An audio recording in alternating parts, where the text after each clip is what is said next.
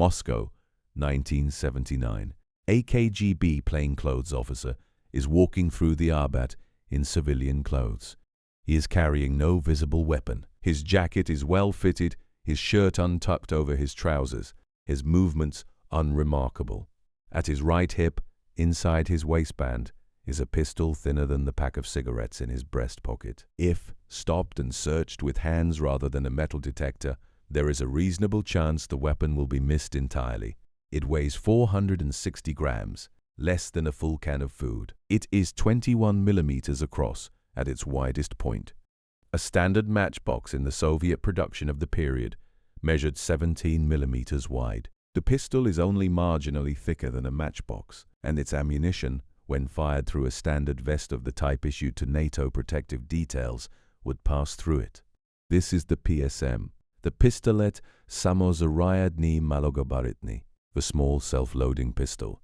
And before we get into what it actually is, what it was actually designed to do, and why the story told about it in Western gun publications for 40 years is both wrong and more interesting than the mythology, it is worth establishing what it represents. Not a particularly powerful weapon, not a particularly complicated one, not the designated assassination tool of the most feared intelligence service in the Cold War, though that claim has appeared in print many times. What it is instead is a more precise and stranger thing, a pistol designed around a single-dimensional constraint, so demanding that every other design decision flowed from it, producing a weapon that Western engineers did not believe was possible at the time it appeared, and that carved out a specific niche in the Soviet security apparatus so effectively that it is still in production today.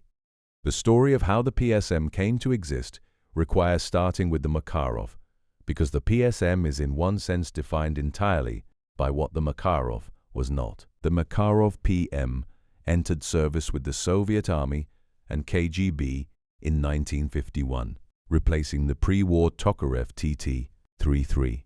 It was, by any reasonable measure, one of the best compact military sidearms of its era. The design drew heavily on the Walther PP, a German pistol that the Soviet Union had encountered in large quantities during and after the Second World War, and whose blowback operating system had been studied carefully. Makarov's interpretation scaled the Walther concept up slightly to accommodate the 9x18mm cartridge, which was more powerful than the 32 ACP, the German original, typically chambered and sat in a useful tactical space above the .380 ACP, but below the NATO standard 9x19mm parabellum. The result was a pistol 161.5 millimeters long, 93.5 millimeters in the barrel, and 730 grams unloaded. It was reliable, maintainable, sufficiently accurate for its intended use, and carried 8 rounds in a single stack magazine. What it was not was thin. The Makarov at its widest measured approximately 30 millimeters across the slide and frame, nearly the width of 2 stacked matchboxes. For a military officer carrying a pistol as a symbol of rank and a last resort defensive tool, this was entirely acceptable. The holster hung at the hip, the weapon was visible, and visibility was part of the point. For a plainclothes KGB officer working in an urban environment, conducting surveillance, running an asset meeting, moving through spaces where a visible weapon would immediately compromise the operation, 30 millimeters of width presented a practical problem. Under a jacket, a 30mm pistol prints against fabric with every arm movement, creates a visible bulge at the hip, and prevents the kind of absolute flatness that genuine urban concealment requires. The Internal Affairs Ministry, and by the accounts documented in official Soviet records cited by the Gunnerf.ru reference for the PSM, the KGB itself, went to the Tula-based Sporting and Hunting Gun Central Research and Design Bureau with a requirement that was stated in remarkably specific terms. The weapon was to be flat-sized, not thicker than a standard matchbox. The specification cited in Soviet government documents was 17 millimeters, though production models reached 21 millimeters at the safety catch. The practical result of fitting a functioning action into that dimensional constraint. It was to have no sharp edges that could snag on clothing during the draw. It was to be reliable across temperature extremes and in harsh environments. It was to fire a round adequate for defensive use at the ranges where plainclothes officers typically operated, meaning close, meaning 25 meters or under.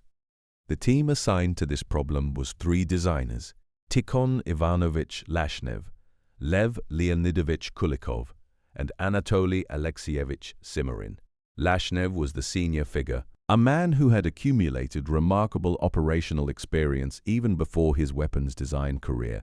He had been part of the effort to evacuate the Tula arms plant eastward during the German advance towards Moscow in 1941, one of the most logistically complex industrial operations of the war, conducted under direct threat of capture. After the war, the 3 men had worked together on sporting and competition firearms, building a precision background that informed their approach to the mechanical problem the PSM specification presented. The problem was genuinely difficult. A pistol 17 to 21 millimeters wide had to contain a functioning blowback action, a magazine, a trigger mechanism, a safety sights, and a barrel. Standard pistol cartridges, including the 9x18 millimeters Makarov round, required wider frames to contain the pressures they generated and to house the spring systems needed to cycle the action reliably. You could not simply compress a Makarov into a thinner package. The width constraint was too severe. A different cartridge was required, and the design of that cartridge became simultaneous with the design of the pistol, conducted at a separate facility. Antonina D. Denisova, a female engineer at the Precision Mechanical Engineering Central Research Institute, Zen IIT Tochmash, worked on the 5.45x18 mm cartridge in parallel with the pistol's development through 1969 and 1970. The caliber designation is itself the most immediately visible expression of the design philosophy. Where the Makarov fired a 9 mm projectile, the PSM would fire a 5.45 mm projectile, a bullet of 5.63 mm actual diameter, in a bottlenecked case, 18.03 mm long. The bottleneck was necessary. A straight-walled case for a bullet this small, at the velocity needed, would not generate sufficient energy. The bottleneck allowed a more efficient case geometry that extracted more performance from a smaller overall envelope. The bullet itself was designed as a Spitzer, a pointed, rifle-style projectile shape. In pistol ammunition of the 1960s and 1970s, pointed bullets were unusual. Most pistol projectiles were round-nosed or flat-nosed, shapes that transferred energy to soft tissue effectively at pistol velocities. A pointed bullet at pistol velocities was considered ballistically inefficient in terms of terminal performance. It passed through soft tissue with less disruption than a larger, blunter projectile of similar energy. The designers chose the Spitzer shape for a reason that had nothing to do with terminal ballistics. A pointed projectile required a narrower case neck, which allowed the overall cartridge to be dimensioned smaller, which allowed the magazine to be dimensioned narrower, which allowed the frame to be dimensioned thinner. The cartridge was engineered around the dimensional constraint, not around terminal performance. The consequence of this, the thing that gave the PSM its extraordinary reputation in Western intelligence and firearms circles, was entirely accidental in its design origin. The 5.45x18 mm 7N7 round, the standard armor-piercing variant, used a steel core inside the jacket rather than a lead core. The steel core was chosen primarily because the small bullet diameter required the core material to be hard enough to maintain structural integrity through the rifling and to achieve adequate sectional density for stability in flight. The steel core was not specified for armor penetration. It was specified for bullet construction practicality. What it produced as a side effect was a projectile, when fired at close range from an 84.6 mm barrel at approximately 315 meters per second, could penetrate 45 to 55 layers of Kevlar soft body armor. Figures documented in testing by the SOF-REP analysis of actual firing tests, and confirmed in the military wiki fandom documentation of the cartridge. This result baffled Western analysts when the PSM became known to NATO intelligence in the 1970s. A pistol caliber round, smaller than a .22 LR in case capacity, producing muzzle energy broadly comparable to standard velocity. .22 long rifle, defeating soft body armor that stopped 9mm rounds. The physics that produced this result are not exotic once explained. Soft body armor works by catching a projectile in the woven or stacked fiber layers and spreading its energy across a larger area, slowing and stopping it through deformation. The process depends on the projectile having a relatively large diameter and a round or flat nose that catches the fibers effectively. A 5.63mm pointed Spitzer bullet with a hard steel core moves through those fibers like a needle, its small frontal area concentrating force at a point rather than spreading it. The Kevlar that readily stopped a 9mm round, a larger, slower, rounder projectile, could not consistently stop the PSM's needle-like 7N7 projectile. The Wikipedia article on the PSM pistol notes this directly, citing the Forgotten Weapons documentation. The armor-piercing capability is purely a consequence of the hard metal core and small frontal area, and the bullet was not designed to defeat body armor. Ian McCollum's Forgotten Weapons analysis is unambiguous about this. The PSM is a pistol for high-ranking officers who did not want to carry a Makarov, not a weapon designed for KGB assassination operations. The armor penetration emerged from the engineering solution to a dimensional problem, not from an intent to defeat protective equipment. This factual precision matters because the mythology that grew around the PSM in Western firearms publications, particularly in the United States where the pistol was nearly impossible to obtain and therefore easy to mythologize, attributed to it a specific sinister purpose that the evidence does not support. The Osprey publishing account of Soviet pistols states this with the clarity that comes from primary source research. The PSM was intended as a defensive weapon for high-ranking military officers, KGB and GRU agents, and Communist Party officials, and that for actual assassination work, the Soviets developed a different weapon entirely, the PSS silent pistol. Before we get into the mechanical details of what the PSM actually is and how it compares to everything the West was building in the same space, if the level of accuracy in this channel, where the mythology gets named, sourced, and corrected, is what keeps you here, subscribe now. It takes one click, costs nothing, and makes this work possible.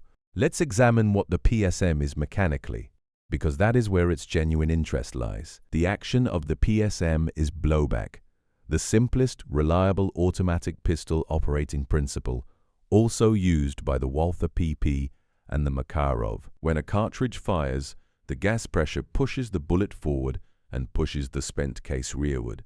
In a blowback pistol, this rearward pressure acts directly on the slide or bolt, cycling the action without any mechanical locking. This works well with low-pressure cartridges, which is why the 5.45 times 18mm modest pressure ceiling was itself a design advantage. A higher pressure cartridge would have required a locked breech action, which adds mechanical complexity and physical bulk that the PSM's dimensional constraints could not accommodate. The trigger is double action, meaning the first shot from a loaded chamber can be fired without manually cocking the external hammer. A pull of the trigger, both cocks, and releases the striker. This was standard practice for Soviet and Eastern Bloc service pistols of the period, following the Warsaw pattern. The slide-mounted safety, when engaged, both blocks the firing mechanism and decocks the hammer, producing a safe carry condition with a cartridge chambered. The PSM has no slide stop. When the magazine is empty, the slide does not lock back. This is a characteristic shared with the Walther PPK and noted by historians of Soviet pistol design as a deliberate simplification that also contributes marginally to the weapon's slim profile. The grip panels on early production PSMs were aluminium, thin, flat, and comfortable only in the abstract sense that they generated no meaningful bulk. Users found them unpleasant in cold weather, the metal conducting away body heat and becoming uncomfortable against the hand in Russian winters. Later production switched to hard plastic, adding marginally more tactile grip at negligible dimensional cost. The single-stack magazine holds 8 rounds of 5.45 times 18 mm, feeding up through the grip into the chamber.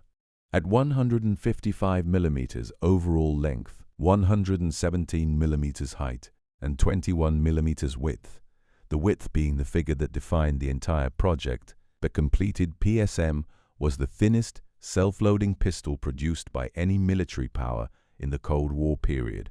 For comparison, the Walther PPK, the slim concealable pistol that the West most closely associated with intelligence service use throughout the Cold War, measured 25 mm in width. The American Colt 19.3 pocket hammerless, the pistol carried by American general officers in the Second World War as a status and concealment sidearm, measured 29 mm. The PSM at 21 mm was meaningfully thinner than both, achieved at the cost of significant reductions in cartridge power and magazine capacity compared to either. This is the trade the designers made explicitly. They chose thinness above all other properties except basic reliability, and every other specification was subordinated to that choice.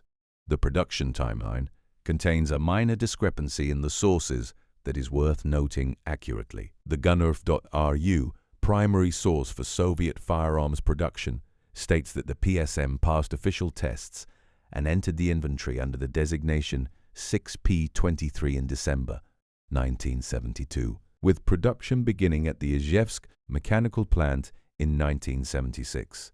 Multiple other sources cite 1973 as the production start.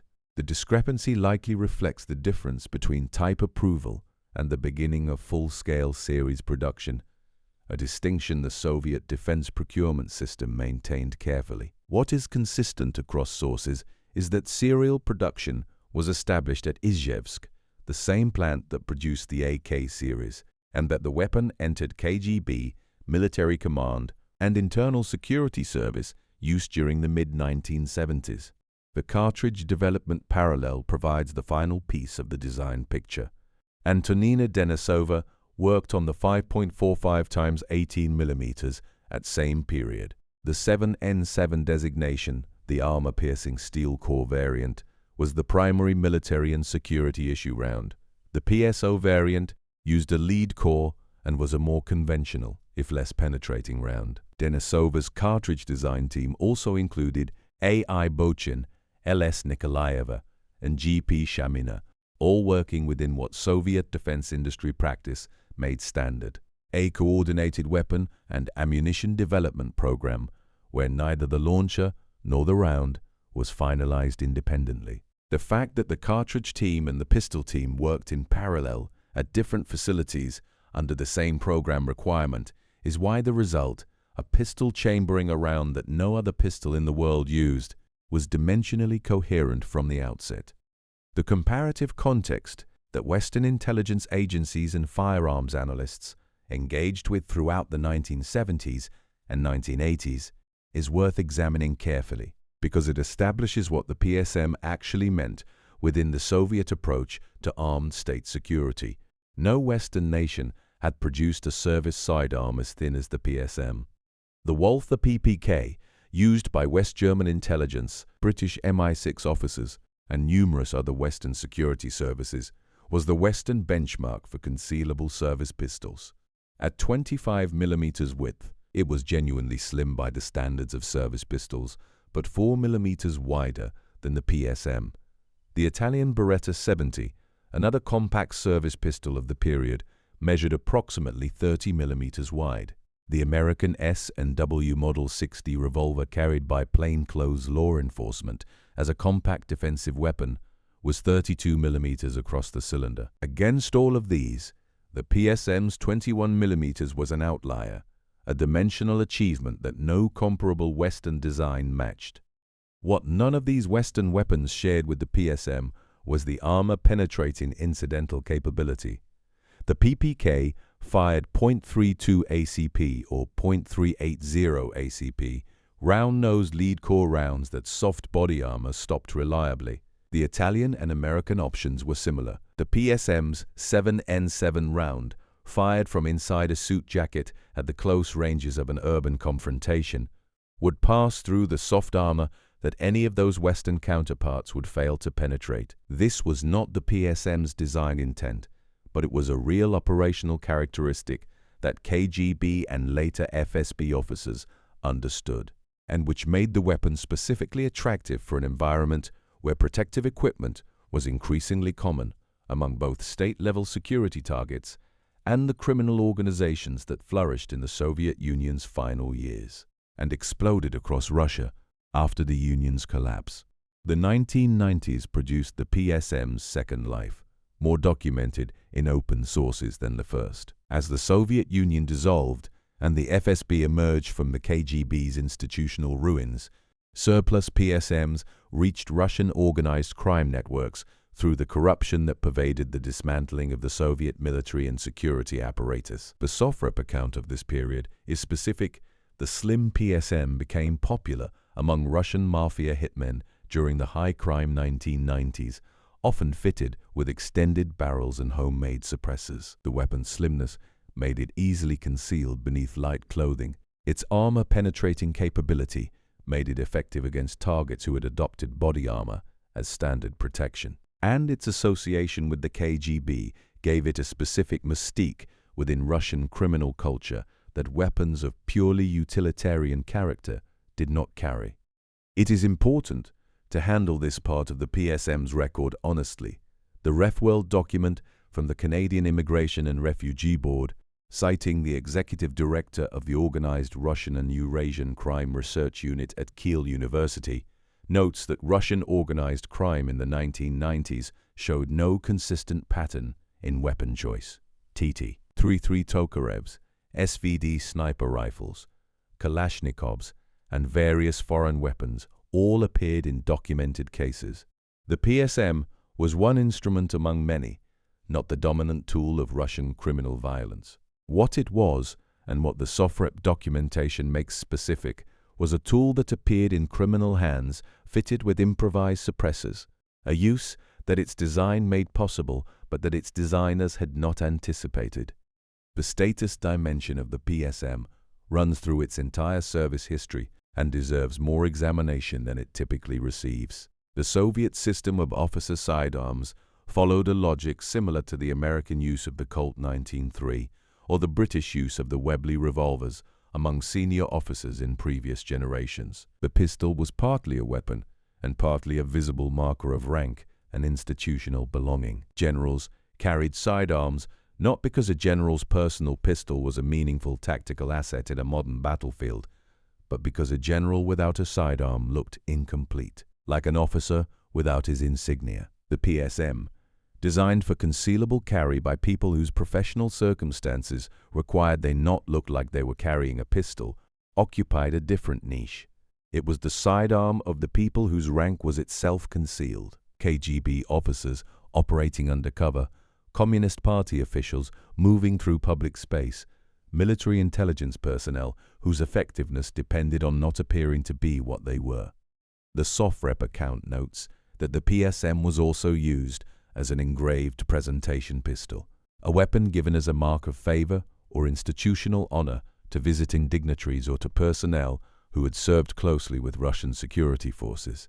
This practice continued after the Soviet Union's dissolution and into the FSB era. A PSM presented with engraving and contained in a presentation case was a gift that communicated something specific within the Russian state's internal culture, that the recipient was trusted and valued by the security apparatus, that they operated in spaces where a concealable weapon was appropriate, and that they were the kind of person to whom the state gave the kind of pistol the state's own people carried. Vladimir Putin's relationship to the PSM has been the subject of considerable speculation, some of it irresponsible. The SOFREP account notes that exaggerated claims exist about Putin having influenced the PSM's design specifications, claims that are impossible to verify, and that conflict with the documented timeline, given that Putin did not join the KGB until 1975, after the PSM had already completed its design phase and entered production. What is not disputed is that the FSB, of which Putin was director from 1998 to 1999, continued to issue and use the PSM, and that the weapon remained part of the security apparatus's personal carry culture into the post-Soviet era. The comparison that places the PSM most clearly within its historical context is not with other Soviet pistols, but with the weapon the Soviets built when they actually wanted a dedicated assassination tool, the PSS silent pistol, developed by CNI IT Tochmash, adopted by KGB Spetsnaz in 1983. The PSS used a 7.62 x 41 mm SP4 cartridge with a captive internal piston. When fired, the piston drove the bullet forward and then sealed the case neck, trapping the propellant gases entirely within the cartridge. No sound escaped, no flash escaped. The PSS produced, in documented tests, a report quieter than a mechanical typewriter at close range. It held 6 rounds in a compact frame and was specifically issued for reconnaissance, sabotage, and close-quarters elimination missions where silence was operationally non-negotiable. The PSS was the actual assassination weapon of the Soviet intelligence apparatus. The PSM was not. The PSS required a purpose-built, entirely proprietary cartridge that could not be obtained through any ordinary supply channel and that left forensically distinctive evidence at a scene. The PSM fired a round that, while uncommon, was sufficiently available within Soviet and Eastern Bloc supply chains not to present an immediate forensic signature. These are the 2 different design briefs, and they produced 2 entirely different weapons. The conflation of the PSM with assassination intent, documented in Western gun publications from the 1970s through the 1990s, reflected both the genuine strangeness of the PSM's dimensional achievement and the general tendency to attribute sinister purpose to Soviet equipment that appeared unusual. What the PSM was, precisely, is documented more prosaically in the GNRF.RU production history, a pistol originally designed for police and internal security forces, which entered service with the top brass of the armed forces, security services, the State Guard Service, special purpose drivers, and other personnel for whom concealment was a professional requirement. The document's list of intended users is the clearest available statement of purpose. These were people who needed a pistol that could be absolutely invisible under ordinary clothing in ordinary environments. The Makarov was too wide. Nothing else available in 1973 was thin enough. The PSM solved that problem, and nothing else, and the armor penetration was an accidental consequence of the solution. This is, in the end, what makes the PSM genuinely interesting rather than merely mythologically interesting. A design requirement so specific and so dimensionally constrained that it forced its engineers to develop a new cartridge, choose a bullet profile optimized for geometry rather than terminal performance, and produce a width figure that Western pistol designers of the same period could not match, and that produced, as an entirely unintended side effect, a soft armor penetration capability that no comparable Western weapon could replicate. The weapon that looked too small and too weak to be taken seriously defeated the body armor of the targets its users might face. That is not the story of a dedicated assassination pistol. It is the story of a dimensional engineering problem solved so completely that the solution had consequences no one had predicted. The PSM remained in production at Izhevsk through the Soviet period, through the dissolution, and into the present day under the Kalashnikov concern, which absorbed the Izhevsk mechanical plant in 2013. Civilian variants appeared, the IZ-75 and the Baikal 441, chambered in the same 5.45 x 18 mm or in reduced performance variants, and found a market among Russian civilians and collectors. The weapon it replaced, the Makarov, also remains in production. The problem the PSM solved, the need for an absolutely flat, absolutely concealable sidearm for people whose professional circumstances required it, has not been solved more elegantly since. Other ultra-thin pistols have appeared, the SIG Sauer P365, various Smith & Wesson shield variants, the Walther PPS. None of them reached 21 millimeters of width, while chambering a round that penetrated soft body armor. Return to the Arbat, 1979. The KGB officer moving through civilian foot traffic, his weapon thinner than a matchbox, lighter than a bag of groceries, carrying 8 rounds of a cartridge that would pass through the standard NATO protective vest of the period, leaving no visible profile under his jacket, even when the fabric moved. The pistol was not broken. It was doing exactly what it had been designed to do. Nothing visible at all.